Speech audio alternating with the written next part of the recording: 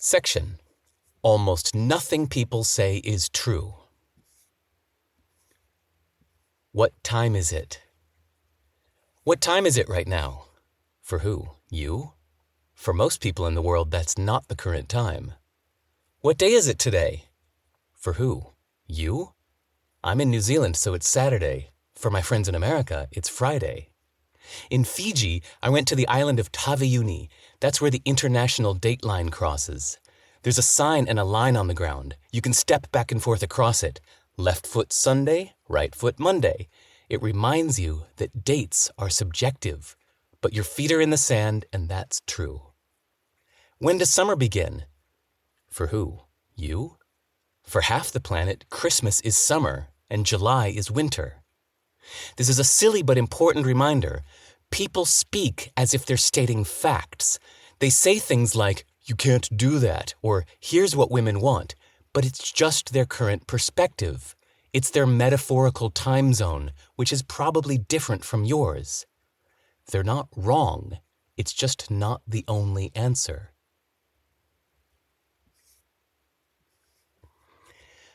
Perspectives feel real. A kid says a cat is a pet. A mouse says a cat is a threat. They can't see it any other way. Their friends agree, which solidifies their view, making it feel totally true. This house is overpriced. Nothing matters more than family. You're talking too much. To the person speaking, these feel like facts, not opinions. They really think that house is overpriced and you're talking too much. But someone is happy to buy that house at that price. And someone wants you to talk more.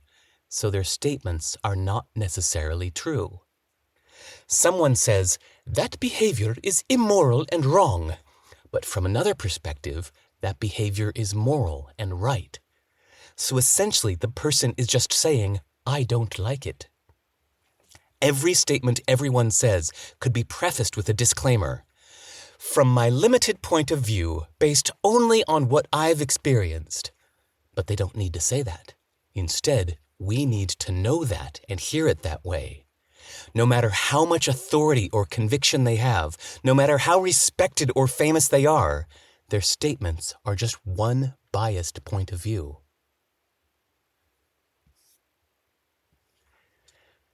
No picture is the whole picture. They say the camera never lies, but of course it does. Someone shows you photos of happy people laughing. They say this is proof that people are doing well. Someone else shows you photos of people looking sad. They say this is proof that people are miserable. Ironically, all the photos were taken at the same place and the same time, but one camera focused on the happiness, while the other focused on the misery. Both claim that their photos show the truth, but it's just one perspective. People find facts to support their argument on any debatable topic or view of the world. Facts can be true, while the perspective is not. No picture is the whole picture. It's just one of many possible angles.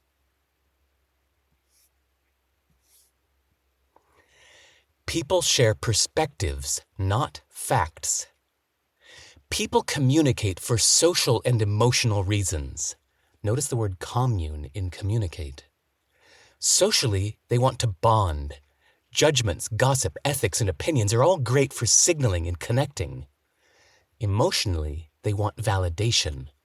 They want others to acknowledge and agree that their viewpoint is justified. When you can see someone's point of view, it tells them that you're standing on their side. That's why people rarely share objective, unbiased facts. Actual facts are as boring as dirt. Nobody bonds over facts. They have more incentive to share their thoughts, which are never necessarily true. Separate events and interpretation. A young man in a hooded sweatshirt knocks at your door, hiding his face, looking nervously around. Yeah, can I come in? I need a glass of water. You say no and don't let him in. A well-dressed old lady knocks at your door. I'm so sorry, my dear, but I was walking home and started feeling faint. Could I trouble you for a glass of water? You say, yes, of course. Let her in and get her a glass of water. After she thanks you and leaves, you notice your wallet is gone. Language can be sneaky like this. Some statements are clearly suspicious, so you don't let them pass. Others sound trustworthy, so you let them in with your defenses down. But their hidden judgments will steal your clarity if you don't stop them at the door. Your friend says, "My mother abandoned me." Stop. Get the actual facts. Turns out his mother had 2 full-time jobs, so he was raised by his grandmother in the same town and stayed with his mother on weekends. So really, he's saying that he felt abandoned. It helps both of you to distinguish between the facts and the feelings. Another friend says someone is needy, stubborn, and inappropriate, as if those are traits. But the person judging is usually just expressing their unmet expectations, so the statement tells you more about the accuser and almost nothing about the accused. Imagine the job of a police clerk filing an incident report by listening to all the emotionally charged accusations to record the few unbiased observable events. Feelings matter. To address them, we have to distinguish them. Get the dry facts with no interpretation. What's left are the feelings and meanings. We can't change what happened, but we can change the meaning we give it, which changes how we feel about it.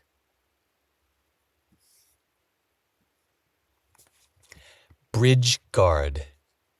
A group of adventurers needed to cross the narrow bridge over the deadly canyon, but a huge, threatening guard, like the genie from Aladdin's lamp, blocked the entrance. He said in a booming voice, "No one can cross until you tell me what's true." He snapped his fingers, and everyone's vision was replaced with a scene. The king, presented with a bowl of soup, took a sip, then pushed it away with a scowl, saying, "It's too salty." Then their vision returned. An adventurer said, "The king doesn't like the soup?" The guard boomed, "No." "He thinks it's too salty?" "No." Then one said, He said the words, 'It's too salty'?" "True." That one person was allowed to cross the bridge.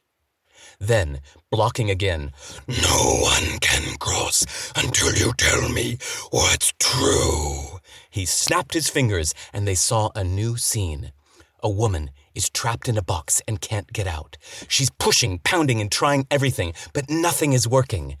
Then their vision returned. "She's trapped in a box and can't get out?" "No." "She's trying everything, but nothing is working?" "No." Then one said, "She's pushing and pounding the box?" "True." That one person was allowed to cross the bridge. Then, blocking again, "No one can cross until—" But the youngest girl in the group figured it out. She walked right up to the fearsome bridge guard and said, "I'm going to cross now." Then she squeezed past his legs and crossed the bridge. So the rest did the same. The guard smiled with pride.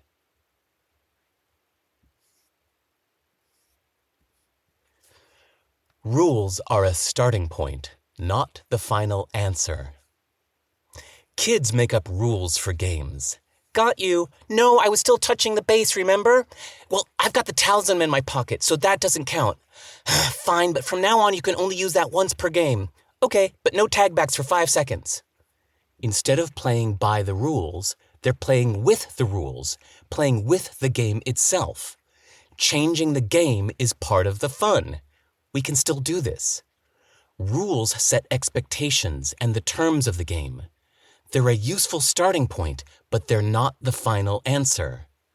Governments and businesses make rules, but those rules are as random as children's games, created by a similar process. A few people in an office, tired and wanting to break for lunch, agreed on something and haven't thought of it since. An assistant typed it into an official document. The person enforcing it just learned about it last week and doesn't really care, but doesn't want to get in trouble. They treat these rules as true because it makes their job easier. But they're negotiable. Rules can be ignored. Sometimes, if a rule's purpose is understood and respected, and the greater good is not harmed, It's irrational and immoral to follow that rule.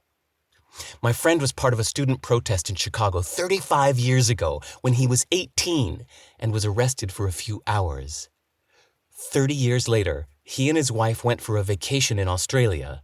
Upon arrival, the visa forms ask if you've ever been arrested. He ticked yes. The border control guy at the airport wouldn't let him in the country and sent them back on the next flight to Chicago. They were devastated, thousands of dollars lost, vacation ruined. Before they left, the officers said, "Next time, make it easier for everyone. Just tick no." Rules can be changed. Society doesn't want rules to change since most people don't want the trouble. But improving the rules over time is necessary. Someone has to do it. When the founding fathers of the United States of America were drafting the Constitution, it was assumed this new country would have 3, 6, or 12 presidents. When someone proposed having only one president, most delegates were against it, since they had just left a kingdom and wanted nothing like a king. The issue was debated for weeks before finally agreeing by a 7-3 vote to have just one president. It's a reminder that the way things are is arbitrary and not the only way. The world is as negotiable as a flea market in Marrakesh. Only a fool doesn't haggle.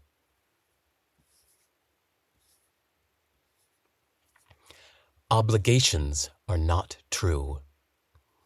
Family, friends, colleagues, and communities put social pressure on you to do what they want you to do. They say it's your obligation or your duty, but those terms are just social expectations. They're not real. They're not even universal. They're just one way to see the situation. The people saying it's your obligation really just want you to do something. But instead of saying, "I want," they blame a higher legitimacy. It's manipulative. They say their wishes are laws you must obey. But if they didn't personally want you to do it, they would have just said, "Don't worry about it." Some people say their feelings are your problem. But that's ridiculous. You can't control people's feelings. They are able to choose their response. The word responsible comes from response-able. Everyone has their own problems. To know whose problem it is, think who benefits most from solving it. The boss says you need to work late, but that indicates a flaw in the company's system, which is their problem, not yours. Maybe working late would ultimately harm the company by keeping them from finding a more sustainable solution. Parents say, "You need to take care of us when we're old." But maybe we all need to prepare for our own future care instead of burdening others with it. They might say you're a bad person for not doing what they want you to do, but that's not true.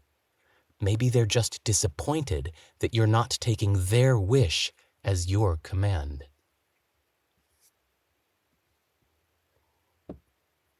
Did you get that comparison to the Bridgeguard Aladdin genie thing? Your wish is my command. Right. These are the secrets of listening to the audiobook instead of the printed book. Cultural meanings. One of my best friends from Singapore was visiting me here in New Zealand last summer. She and I were upstairs when a local friend of mine came by and yelled from downstairs, "Yo, D!" I yelled down, "We're upstairs!"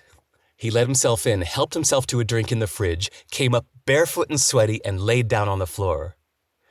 My Singaporean friend told me later this was really confusing, since the way this guy and I were acting towards each other was so rude. In her culture, all guests are treated with hospitality. But to me, that would feel off-putting, like treating a dear friend like a formal acquaintance. To me, casual familiarity is the most endearing.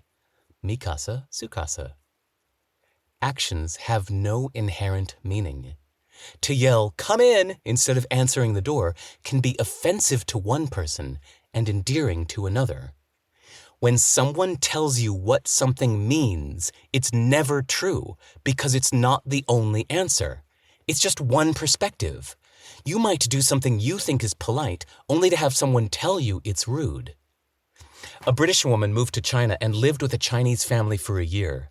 She ate dinner with her host family every night and became conversationally fluent in Mandarin. One night, after she asked, "Could you please pass the salt?" her host mother scolded her, saying, "You're being rude." The British woman was confused and said, "I'm sorry, I said please." The mother said, "Listen to us. We're family. When we want salt, we just say salt. You're part of our family too.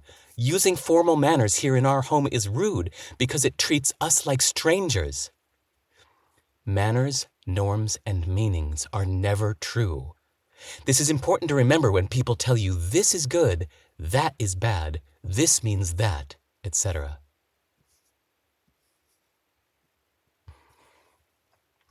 Try to find their incentives. Middle of the night, you're fast asleep. You hear a loud bang downstairs. Your body kicks into emergency danger mode. Eventually, you find out that your cat knocked over the broom. Mystery solved. Back to sleep. You're trying to enjoy a quiet day at the park, but this annoying little girl won't stop screaming. You leave the park angry at a stranger. On your way out, you see the girl has been screaming in pain because she fell out of a tree and her leg is clearly broken. Your anger is replaced with sympathy. These two stories are similar. When something is confusing, alarming, or unexplained, we assume the worst. But once it's explained, we relax.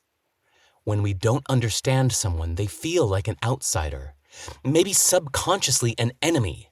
It's primal and tribal to feel defensive. Our ancestors had reason to be wary and survived by being suspicious. But once we learn the reason, cause, or origin of someone's behavior or belief, we can start to feel empathy and connection. When someone believes something that seems crazy to you, consider what incentives, from their point of view, make that belief useful. It helps you understand someone and helps you feel less defensive. It helps you separate the person and the actions, to see their beliefs not as who they are, but as something they're currently holding for a purpose.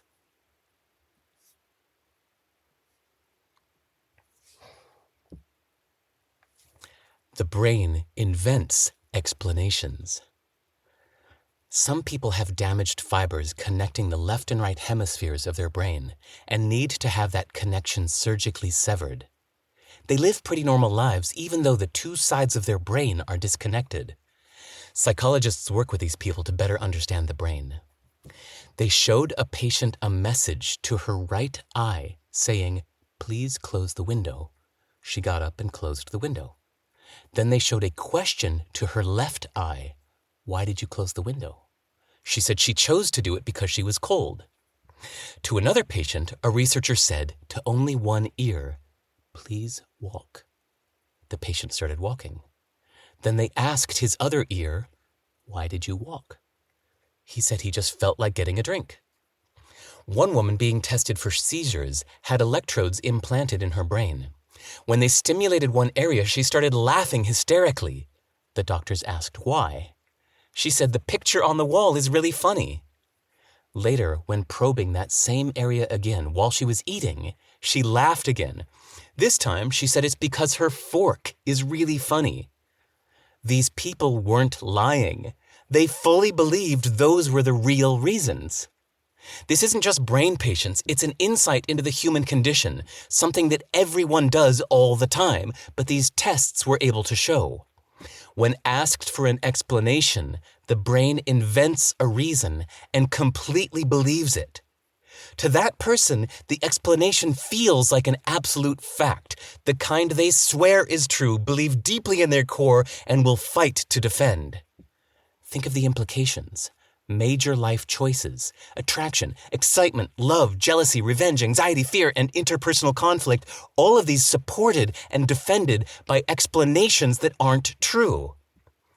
People's motives are unknowable, even to themselves.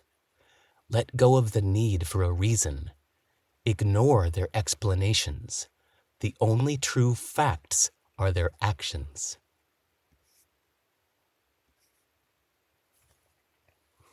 Memories are not accurate. January 28th, 1986 at 11:39 a.m., the space shuttle exploded during liftoff, killing all 7 crew members. It was a big deal.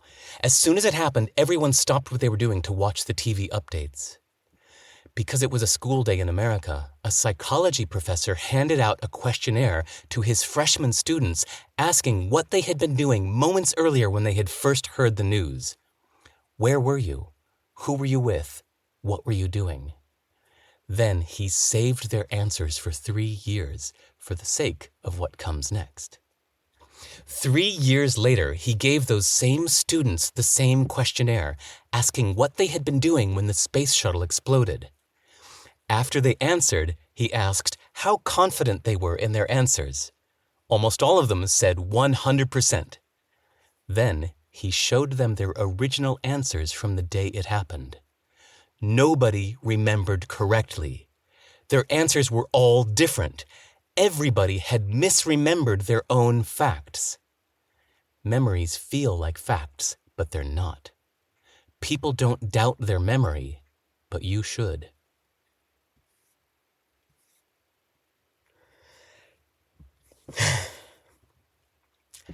The past is not true.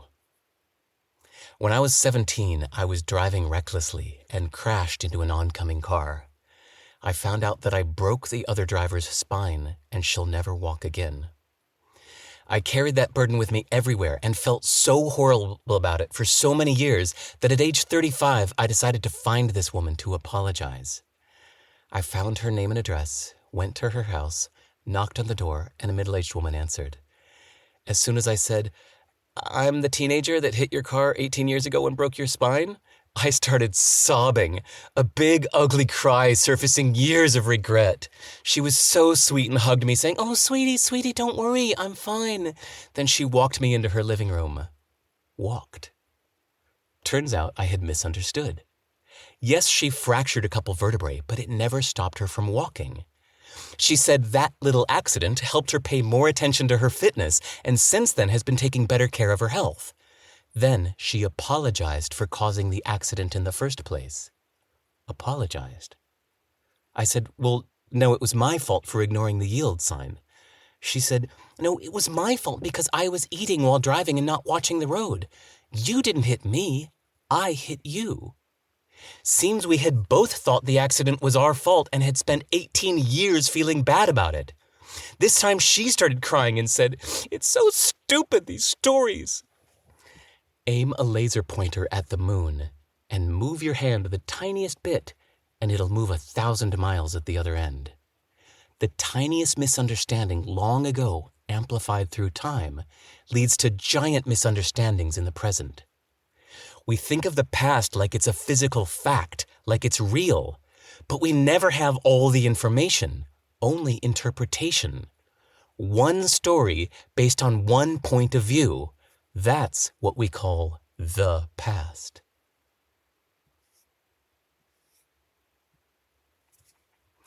Want to bet? By definition, the future doesn't exist. It's what we call predictions in our imagination. People think that the more vivid the image is in their mind, the more likely it's real. They say, "I'm sure it's going to happen. I can feel it. I can picture it now." People are so certain about their predictions. "This meeting is going to be so boring. More funding will help. If that guy gets elected, it'll be a disaster. I'd be happier with a bigger house." None of those statements are true because nobody knows the future. We can't even predict our own reactions. Winning the lottery or having an accident might be surprisingly bad or good. Even a statement as simple as, "I need to relax," might not be true since it's a prediction that relaxing will help. The problem is certainty and not realizing it's a prediction. Try asking, "How much do you want to bet?" Or maybe, "How confident are you about that prediction from 0 to 100%? Instead of black or white, right or wrong, it will probably be degrees, like 80% sure. When they realize their confidence is less than 100%, they can consider other possibilities.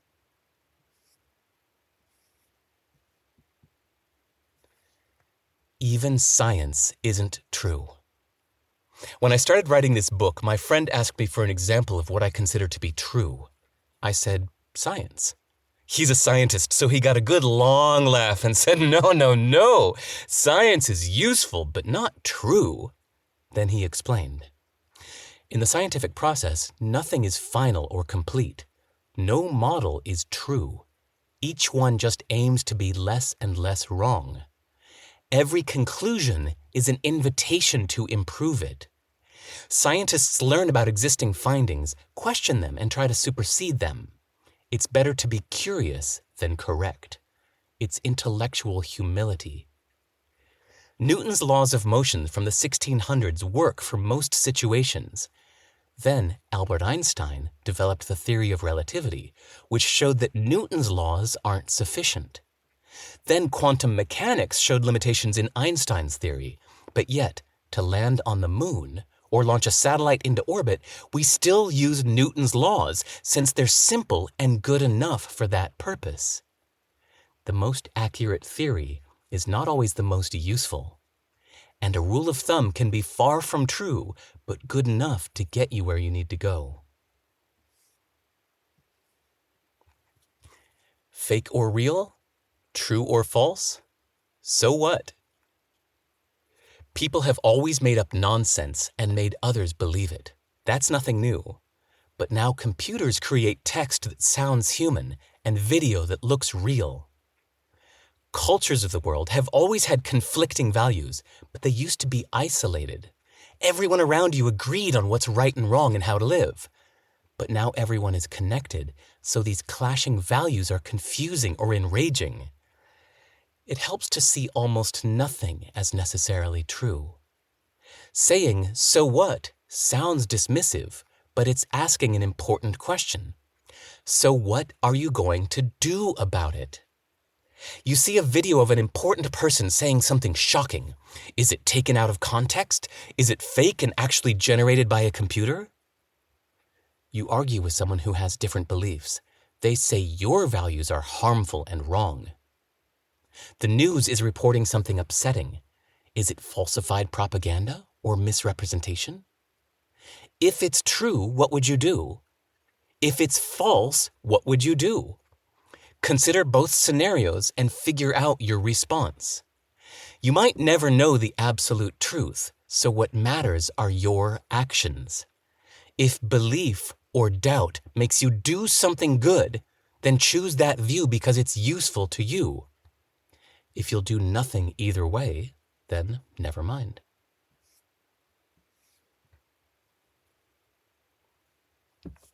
Bridge Guard Revisited. I want to make sure that the point of the Bridge Guard story came across. The king said, "It's too salty." Did he actually think it's too salty? Who knows? Maybe he just doesn't want to admit that he's tired or sick.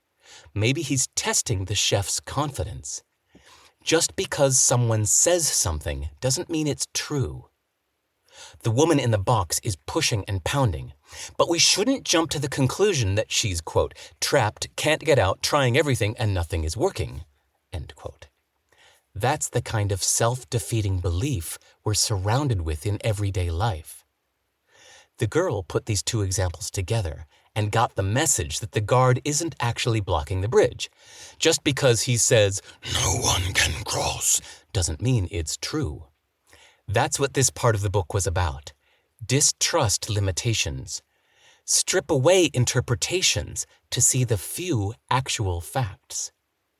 We're held back not by raw facts, but by the meanings we give them.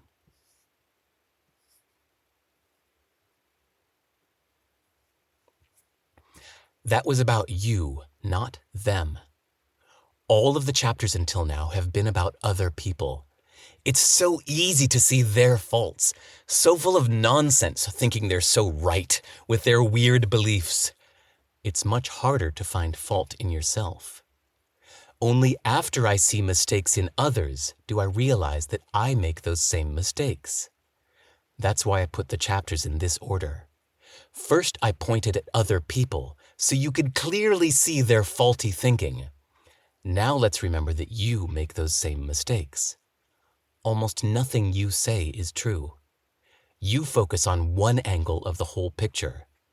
Your brain makes up explanations. Your perspective feels like a fact. Your certain future is just a prediction.